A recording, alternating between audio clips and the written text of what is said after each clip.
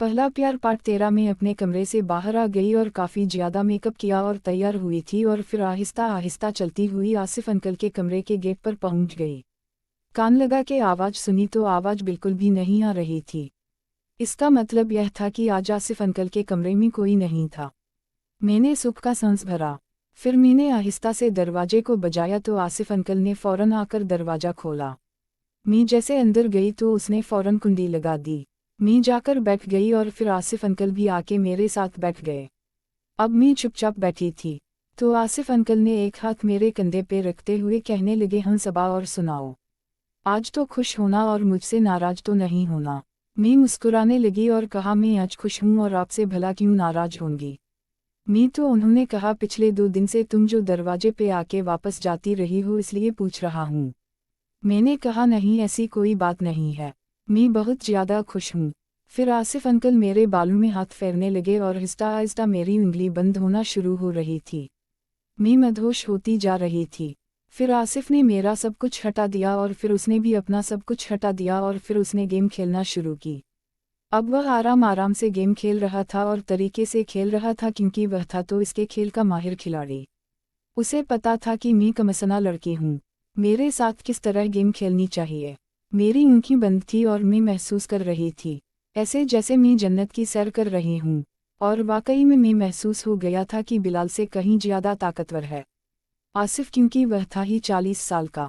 और आप सोचकर अंदाज़ा लगाएं कि जो 40 साल का बंदा होता है वह कितना तजुर्बे का और कितना ताकतवर और कितना समझदार होता है।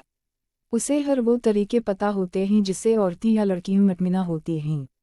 और वो आज भी मेरे साथ वही कर रहा था। तकरीबन 1 घंटा हो गया था लेकिन वो अभी तक लगा हुआ था। हालांकि मेरा काम हो गया था मगर वह अभी तक जोश में था। अब मेरी हालत गैर होती जा रही थी लेकिन आसिफ ज़रा भी मुझ पर तरस नहीं खा रहा था। और बिल आखिर 1.5 घंटे के बाद आसिफ का काम भी तमाम हो गया और फिर वो भी लेट गया और मैं भी लेटी रही। तकरीबन 30 मिनट के बाद आसिफ मुझसे कहने लगा, सबा बताएं कि आपको कैसा लगा। मैंने कहा, मुझे तो अल्फाज नहीं मिल रहे कि किन अल्फाजों में आपका शुक्रिया अदा करूं कि आपने मुझे इतना सुकून पहुंचाया। वाकई में बिलाल तो कुछ भी नहीं था, वह तो एक डाकाटा के पत्ते की तरह था और आप तो कई 100 साल पुराने डाकाटा जैसे होता है वैसे लग रहे हैं। मुझे अंदाजा तो था कि आप मुझे ठीक से खुश करेंगे लेकिन इतना अंदाजा नहीं था कि इस तरीके से खुश करेंगे। आसिफ कहने लगा कि सबा मेरे 3 बच्चे हैं और मेरी बीवी भी है और मैं जब अपनी बीवी के साथ करता हूँ तो मैं 3-3 घंटे जाता हूँ। हम लोग पहले प्लान करके फिर यह काम करते हैं। तो मैंने कहा कि अच्छा तो आप मुझे भी बता दें, मैं भी आपके साथ प्लान बनाती।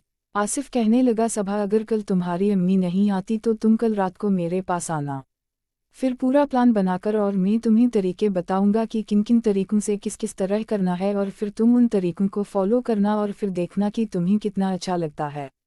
तुम्हें इतना सुकून मिलेगा कि तुम मरते दम तक याद रखोगे और फिर जिस बंदे के साथ भी तुम यह काम करोगी तो सबसे पहले तुम्हारे दिमाग में मेरा नाम आएगा। मैंने कहा, अच्छा तो फिर मैं कल रात को लाजमी आऊँगी।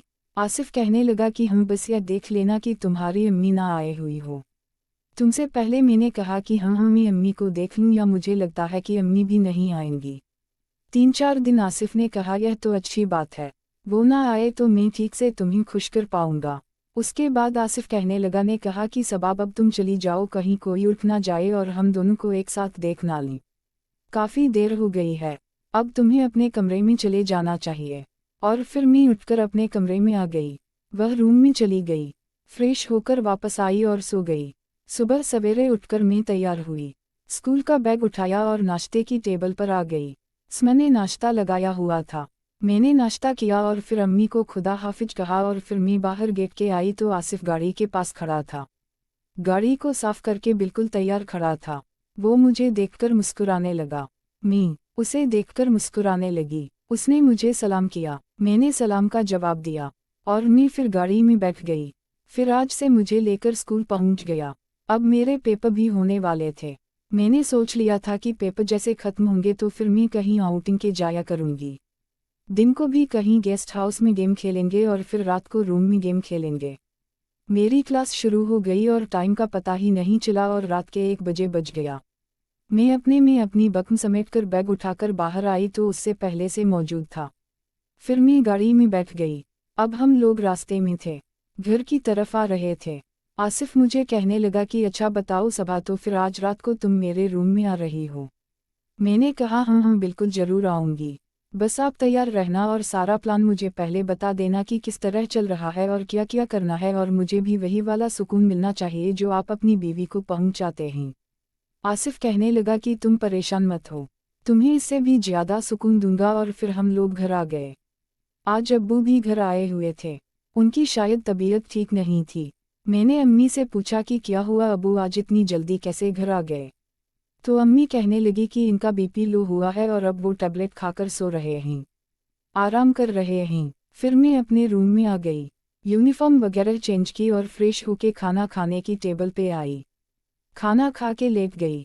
अपने रूम में जाकर शाम में उठी तो अब्बू भी ड्राइंग रूम में बैठे हुए थे, चाय पी रहे थे। मैं भी उनके साथ बैठकर चाय पीने लगी। फिर मैं अब्बू के साथ हाल हवाल करने लगी।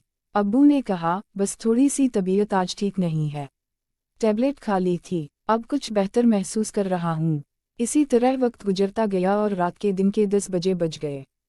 हम सब ने मिलकर खाना खाया। सब लोग अईपा कमरे में सोने के लिए चले गए। मैं भी अपने कमरे में आकर जो रात के 1 बजे का इंतजार करने लगी।